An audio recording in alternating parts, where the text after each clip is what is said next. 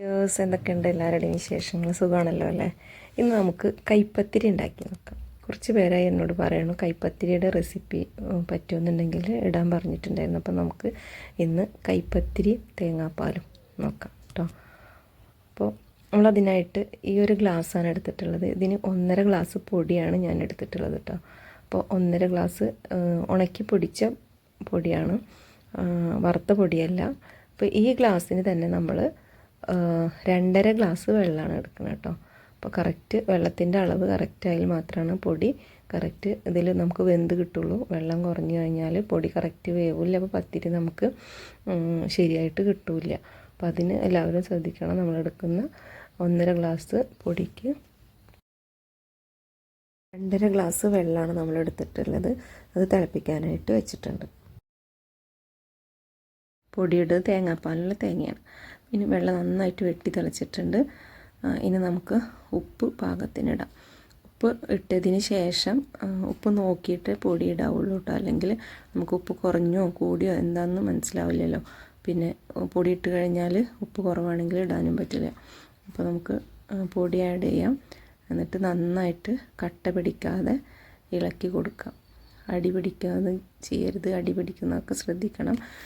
എന്നിട്ട് നമുക്ക് നന്നായിട്ട് വാട്ടിയെടുക്കാം. അപ്പോൾ നമ്മുടെ പൊടി ഇതാ കറക്റ്റ് പാകത്തിന്, വെള്ളം കുറവോ കൂടുതലോ ഒന്നുമില്ല, കറക്റ്റ് പാകത്തിന് പൊടി നമുക്ക് വെന്ത് കിട്ടി. പിന്നെ ഐസ് പത്തിരി ആണെങ്കിലും അതുപോലെ തന്നെ കൈപ്പത്തിരി ആണെങ്കിലും ഒക്കെ നമുക്ക് വാട്ടൽ കറക്റ്റായാൽ മാത്രമാണ് പത്തിരി നല്ല ടേസ്റ്റും സോഫ്റ്റും ഒക്കെ ഉണ്ടാവുള്ളൂ. അപ്പോൾ നമ്മൾ വാട്ടുന്ന സമയത്ത് നന്നായിട്ട് ശ്രദ്ധിക്കുക തന്നെ വേണം. പിന്നെ നമ്മളതൊരു പാത്രത്തിലേക്ക്, പരന്ന പാത്രത്തിലേക്ക് മാറ്റിയിട്ടുണ്ട്. ചൂടൊന്ന് വല്ലാണ്ട് ചൂടാറാതെ നമ്മൾ തേങ്ങാപ്പാൽ പിഴിഞ്ഞെടുത്തതാണ്. ഇതിൻ്റെ ഈ തേങ്ങാപ്പീര നമ്മൾ ഇനി ഇതിലേക്ക് ഈ പൊടിയിലേക്ക് ചേർക്കും. തേങ്ങ ചേർത്ത് കഴിഞ്ഞാൽ അത് ശരിക്കും പത്തിരി പൊള്ളച്ച് വരില്ല. അതുകൊണ്ട് നമ്മളിതിൽ ഇതിൻ്റെ തേങ്ങാപ്പീര ചേർക്കും, നല്ല സോഫ്റ്റ് കിട്ടാൻ വേണ്ടിയിട്ടാണ്. പിന്നെ അതുപോലെ തന്നെ കുറച്ച് ചുവന്നുള്ളി അരിഞ്ഞ് ചേർത്തിട്ടുണ്ട്. ചുവന്നുള്ളി ഒരുപാട് ഇടേണ്ട, കുറച്ചിട്ടാൽ മതി. അതുപോലെ തന്നെ നമ്മൾ കുറച്ച് പെരിഞ്ജീരകം ഇതിൽ ചേർത്തിട്ടുണ്ട്.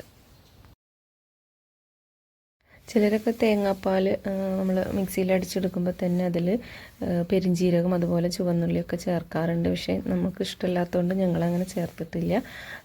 പിന്നെ നമ്മൾ പൊടി ഇങ്ങനെ കുഴച്ചെടുക്കുന്ന സമയത്താണ് ചെയ്യുന്നത്. അപ്പോൾ നന്നായിട്ട് തന്നെ ഈ പൊടി കുഴച്ചെടുക്കണം കേട്ടോ. എന്നാലാണ് ആ പത്തിരിക്ക് നല്ല സോഫ്റ്റും ടേസ്റ്റും കിട്ടുള്ളൂ. പൊടി വാട്ടുന്നതിലും അതുപോലെ തന്നെ ഈ പൊടി കുഴച്ചെടുക്കുന്നതിലാണ് പത്തിരിയുടെ സോഫ്റ്റും ടേസ്റ്റും വരുന്നത്. അപ്പോൾ നന്നായിട്ട് തന്നെ നമ്മൾ ഈ പൊടി കുഴച്ചെടുത്തിട്ടുണ്ട്. നല്ല സോഫ്റ്റ് ഉണ്ട്, കാരണം നമ്മുടെ വെള്ളമൊക്കെ പാകത്തിനായതുകൊണ്ട് തന്നെ നല്ല സോഫ്റ്റായിട്ട് നമ്മളിത് കുഴച്ചെടുത്തിട്ടുണ്ട്. ഇനി നമുക്ക് ഇതിന് 6 ബോൾസ് ആക്കിയിട്ടാണ് ഞാൻ എടുത്തിട്ടുള്ളത്. 1.5 ഗ്ലാസ് പൊടി കൊണ്ട് നമുക്ക് 6 ബോൾസാണ് കിട്ടിയിട്ടുള്ളത്. ശരിക്കും കൈപ്പത്തിരി നമുക്ക് പരത്തിയെടുക്കേണ്ടത് ഇലയിൽ തന്നെയാണ്. ഇല കിട്ടിയില്ലെങ്കിൽ നമുക്ക് പൊടി ഇട്ടിട്ടും ഈ കൈപ്പത്തിരി പരത്തിയെടുക്കാം. അപ്പോൾ ആദ്യം ഞാൻ ഇലയിൽ പരത്തിയിട്ട് കാണിക്കാം. ഇല കിട്ടിയില്ല എന്ന് കരുതി നമുക്ക് ഈ പത്തിരി ഉണ്ടാക്കാതിരിക്കൊന്നും വേണ്ട. അപ്പോൾ അത് പൊടിയിട്ടിട്ട് എങ്ങനെ നമുക്ക് പരത്തിയെടുക്കാമെന്ന് ഞാൻ നിങ്ങൾക്ക് കാണിച്ചു തരുന്നുണ്ട്. ശരിക്കും ഈ ഒരു പത്തിരി ഇലയിൽ തന്നെയാണ് നന്നായിട്ട് കൈ കൊണ്ട് പരത്തിയെടുക്കുമ്പോൾ തന്നെയാണ് കൈപ്പത്തിരി എന്ന് പറയുന്നത്. പക്ഷെ നമ്മൾ ഇല കിട്ടാത്തതുകൊണ്ടും പിന്നെ നമുക്ക് കുറച്ചും കൂടി ഈസിയാണ് പൊടിയിട്ടിട്ട് പരത്തിയെടുക്കാൻ. അപ്പം അങ്ങനെ ചെയ്തെന്ന് കരുതിയിട്ട് വല്ലാതെ ടേസ്റ്റൊന്നും വ്യത്യാസമൊന്നും വരുന്നില്ല കേട്ടോ. ഞാൻ കൂടുതലും ചില സമയത്ത് ധൃതിയുള്ള സമയത്തൊക്കെ പൊടിയിട്ടിട്ട് തന്നെയാണ് പരത്തിയെടുക്കാറ്. അപ്പോൾ നമുക്ക് പൊടിയിട്ടിട്ട് എങ്ങനെയാണ് പരത്തിയെടുക്കാമെന്ന് ഞാൻ കാണിച്ചു തരാം. ഇതുപോലെ ചെയ്താലും പത്തിരി നന്നായിട്ടൊക്കെ തന്നെ കിട്ടും, കുഴപ്പമൊന്നുമില്ല.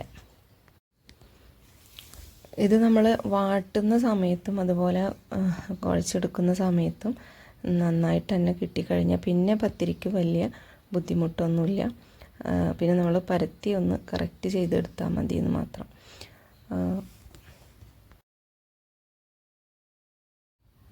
അപ്പോൾ നമ്മൾ എല്ലാ പത്തിരിയും ഇതുപോലെ പരത്തിയെടുത്തിട്ടുണ്ട്. ഇനി നമുക്കിത് ചുട്ടെടുക്കാം. അതിനായിട്ട് ഞാൻ ഇത് കോട്ടിങ്ങൊക്കെ പോയിട്ടുള്ളൊരു എൻ്റെ ഒരു ഫ്രൈ പാനാണ്. ഇത് ഇൻഡാലിയ ചട്ടി പോലെ ആയിട്ടുണ്ട്. ഞാനിതിൽ തന്നെയാണ് പത്തിരിയും ചപ്പാത്തിയൊക്കെ ചുട്ടെടുക്കുന്നത്. അപ്പോൾ നന്നായിട്ട് കിട്ടാറുണ്ട്. പത്തിരി ചട്ടിയുള്ളവർക്ക് അങ്ങനെ ചുട്ടെടുക്കാം. നമ്മൾ പത്തിരി ഇട്ട് കഴിഞ്ഞിട്ട് ഒരു 5 മിനിറ്റ് കഴിഞ്ഞാൽ അത് മറിച്ചിടുക. മറിച്ചിട്ട് ആ ഭാഗം ഒരു മൊരിവായി എന്ന് തോന്നിക്കഴിഞ്ഞാൽ വീണ്ടും എന്ത് ചെയ്യണം, നമ്മൾ ഒന്നും കൂടി മറിച്ചിട്ട് കൊടുക്കുക. അപ്പോൾ അതിങ്ങനെ പൊള്ളച്ച് വരാൻ തുടങ്ങും. അപ്പോൾ നന്നായിട്ട് ഇങ്ങനെ കറക്റ്റ് അതിൻ്റെ ആ ഒരു മൊരിവായി വരുമ്പോൾ അതിനനുസരിച്ച് അതിങ്ങനെ പൊങ്ങി വരും. ഇത് ഞാൻ കറക്റ്റ് നിങ്ങൾക്ക് വേറെ പാത്രത്തിലിട്ടിട്ട് അത് അത് കാണിച്ചു തരാം. ശരിക്കും 2 ലെയറായിട്ട് നമുക്കത് കിട്ടും.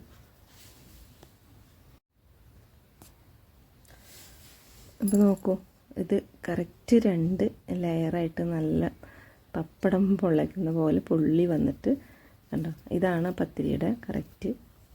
അപ്പോൾ നമുക്കിനി ഇത് കഴിച്ചാലോ.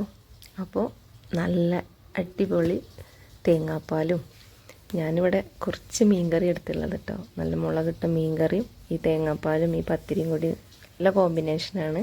പിന്നെ നിങ്ങൾക്ക് ചിക്കൻ കറിയോ മട്ടൻ കറിയോ അതുപോലെ ബീഫ് കറിയോ എന്താണ് ഇഷ്ടം അത് കൂട്ടിയിട്ട് ഉണ്ടാക്കി കഴിച്ച് നോക്കുക. ഇഷ്ടമായെങ്കിൽ, വീഡിയോ ഇഷ്ടമായെങ്കിൽ നിങ്ങൾ ഇത് ഷെയർ ചെയ്ത് കൊടുക്കണം ഫ്രണ്ട്സിനും റിലേറ്റീവ്സിനൊക്കെ. അതുപോലെ തന്നെ ലൈക്ക് ചെയ്യുക, കമൻറ്റ് ചെയ്യുക. സബ്സ്ക്രൈബ് ചെയ്യാതെ ആരും തന്നെ കാണരുത് പ്ലീസ്, എല്ലാവരും ഒന്ന് സബ്സ്ക്രൈബ് ചെയ്യുക. അപ്പോൾ നമുക്ക് ഇതുപോലത്തെ ഇനിയും മറ്റു വീഡിയോ ആയിട്ട് ഞാൻ വരാം. ഓക്കെ, എല്ലാവർക്കും നല്ലൊരു ദിവസം ആശംസിക്കുന്നു. Thank you.